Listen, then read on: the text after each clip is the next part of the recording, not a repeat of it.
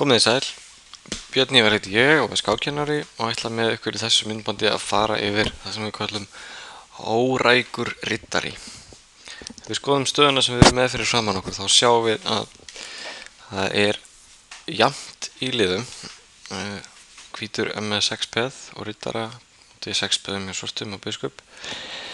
En við skulum reyna að átta ykkur aðeins á því hvor af léttu mönnunum inn á borðinu stendur betur. Riddarinn eða biskupinn. Hvað finnst þér? Ef við skoðum til dæmis biskupinn til að byrja með. Öll svörtu peðin eru á hvítum reitum og svartur með hvítrita biskup sem gera það verkum að hann rekst í öll peðin sín. Hann á þess vegna mjög lítið pláss. Það er kannski eini kostur við að hann valdar peðin en hann á mjög lítið athafnafrelsi og hann kemst ekki einu sinni á þennan reit þegar riddarinn valdar hann. Hvíti riddarinn hins vegar, hann flokkast undir það að vera órækur vegna þess að svartur, hann getur ómögulega að rekja hann í burtu. Ekkert að svarti peðanum getur til dæmis hótað honum.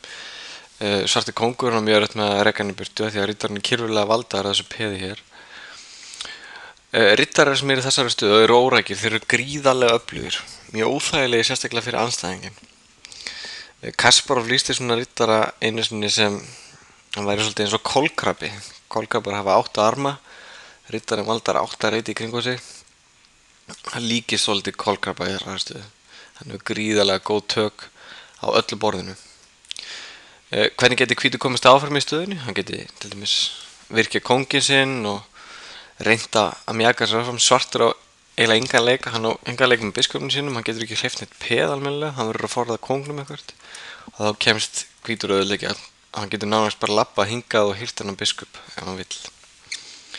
Kíkjum á næstu stöðu. Hér erum við með annað dæmi og þetta dæmi hef ég nú notað oft í minni kennslu sem skákkennari í mörg ár. Þetta er svona, getur verið hefðbundin staða sem getur hafa komið upp úr sigilavörn, einhvers konar mögulega næturafbrigðinu, einhverju slíku.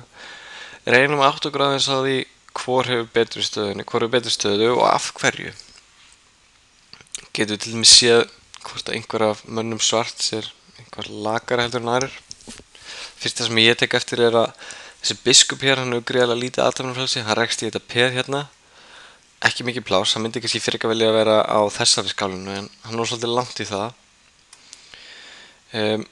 Hvíti riddarinn, hvert myndi hann vilja fara í stöðunni? Á hann eitthvað góðan reit? Myndi vilja fara hérna á D5. Ef hann kemist þangað, þá var ekkert að svörtu peðunum sem getur rekjað hann í burtu, hann gæti endað þarna sem órækur riddari. Eini gallinn er að svarti riddarinn valdar reitin og ef að hvítur leikur strax riddari D5 og svartur drepur, þá hótar svartur með þessa biskunum hér í leiðinni. Ef hvítur drepur hér, þá fellur biskupinn og ef hvítur drepur hér, þá drepur hann með riddara og svartur er manni yfir. Þannig að ekki gengur þetta upp. Þannig að svarti riddarinn er góðu varnarmeiri þessari stöðu því að hann valdar D5 reitin. Það er svona það hvítur að losna við hennar riddara. Þannig að besti leikurinn hjá hvítur með þessari stöðu er einfaldlega bara að drepa riddarann. Og það sem að hvítur gerir núna er að hann skilur svartan eftir með lélegan léttan mann, biskupinn hér, á móti góðum léttum manni, riddaranum hér. Þannig að þessi næsti leikur er að sjálfsögðu riddari D5. Nú er riddarinn mjög vel staðsettur, miðsvæðis á talborðinu, órækur, hann er sem sagt í svona hólu, beint fyrir framan þetta peð hér sem er bakstætt. Mjög öflugur maður, auk þess hótar hann bæði drottningunni og biskunum. Svartur leikur drottning D8. Á hvítur núna að drepa biskupinn eða hann að gera hvað annað? Hvað heldur þú? Hann á að sjálfsögðu ekki að drepa biskupinn. Ef hann drepi hér og svartur drepi með drottningu, þá er svartur vissilega með veikt peð hérna á D6 en hann ætti nú alveg að geta varist eitthvað í þessari stöðu. Hvítur þarf að reyna að halda riddarinn sínum inn á borðinu. Hann er eiginlega langöflugasti maðurinn akkurat í augnablikinu.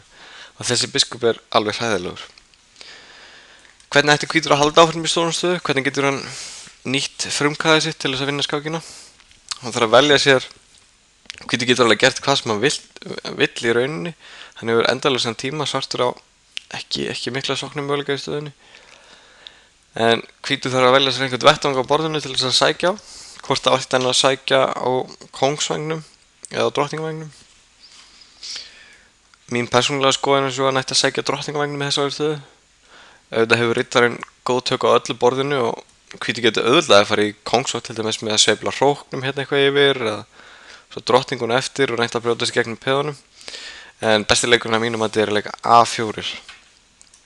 Hvítur hefur peða meira hluta á drottningavagnum gegn tveimur peðum sem eru veik og það var eðlilegt að reyna að brjótast í gegn þar. Það reyna að mynda sér frípeð. Til dæmis ef svartur drepur hér og hvítur drepur með hrók. Það var mjög auðvelt og þægilegt skotmark hér eftir A-línunni og riddarinn styður mjög vel við þetta. Svo getur bara hvítur í rólega heitum reynda að búa sér til frípeð. Við skulum skoða næsta dæmi. En þá erum við að skoða órækan riddara og hér erum við með stöðu sem kom upp á skákmóti í Mar del Plata 1960. Það var engin annar en Robert James Fischer, Bobby Fischer, sem var með hvítt í þessari stöðu gegn Olísio Gladia, þannig að einhvern svona frekar óþekktur skákmaður. Og þið kannski sjáu einhvern svip með þessari stöðu og stöðunni sem vorum að skoða áðan. Þetta var Sigurlaug, næturafbrigði náðan tiltekið og svartur er með smá veikleika hérna á D5-reitnum. Hann er búinn að stilla peðanum svona upp.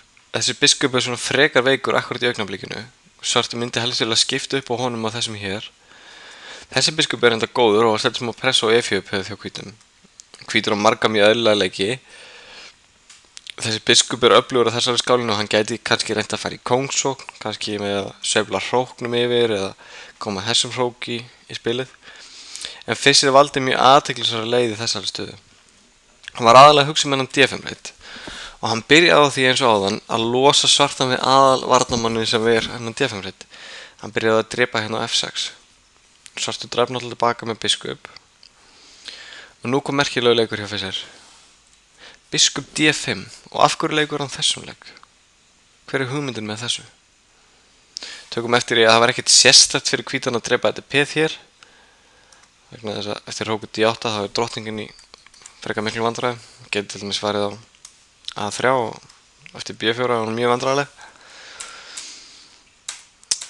Þannig eftir biskup D5, hver var hugmyndin með þessu hjá hvítum?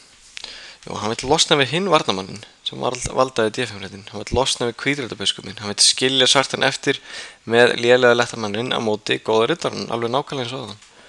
Tökum eftir í að svartur á ekki möguleika að bakka með biskupinn þegar þá fellur hrókurinn hér og svo ætti hvítiriddarinn góðan aðgang að reitnum. Þannig að svartur ákvað að leika hróku C8, hvítur drap á C6, kom hrók í spilið og leik síðan riddari D5. Hótar svartur drottningunni og eftir að drottningin bakkaði þá leik hvítur bara mjög eðlilegum og litlum leik C3, valda peðið sitt. Og hér er komin mjög svipaðar stöðu vorum að skoða. Hvítur með peða meira hluta drottningavang. Hann er með öflugan órækan riddara á D5 gegn mjög slökum svartum biskup. Svartur hefur enga sérstaka áætlun, það er engi veikleikar í hvítustöðunni. Eini munur er nánast að þessari stöðu náni er að hvítur er komið með peða allavega á F5 sem ég vil gera stöðun hans örlítið betri með þess að. En ég ætla bara að sýna ykkur til þess að klára þetta myndband hvernig Fischer vann úr þessari stöðu. Það er raun og verið aðdáðanvert. Svartur lék biskup E7 og þá kom hrókur A1 og Fischer hann alveg skilið mikið hrós fyrir þetta. Hann var enda við að leika áðan hróknum á D1 en hann fer með hann aftur á A1 og af hverju? Jú, þið voruð að læra þetta áðan. Hann er undirbúa gegnubrót með A4. Svartur lék F6 sem er nú ekki glæsilegu leikur en kannski hefur ekki dottið neitt annað í hug. Þetta veikir þessa skálinu alveg hræðilega og eftir að koma svartum í koll. Hvítur lék A4 eins og við vorum búin að tala um og þá kom hrók á B8 sem er nú bara til þess að stytta skákina, hræðilegur afleikur. Kannski takið eftir í að kóngurinn og hrókurinn þeir standa mjög illa og eftir riddari drepur E7, drottning drepur E7 þá fellur hrókurinn eftir drottning D5. Undir venjulegum kringumstæðum værum við nú ekkert að drepa þennan biskup svona en fyrst að svartur gaf okkur tækifæri að vinna hann hrók þá eins gott er hvítan að gera það. En eftir A4 þá er svartur náttúrulega tapa-tap. Hann getur drepið og ef hvítur drepið tilbaka þá fellur þetta peð nú mjög fljótlega. Takk fyrir þetta í bili.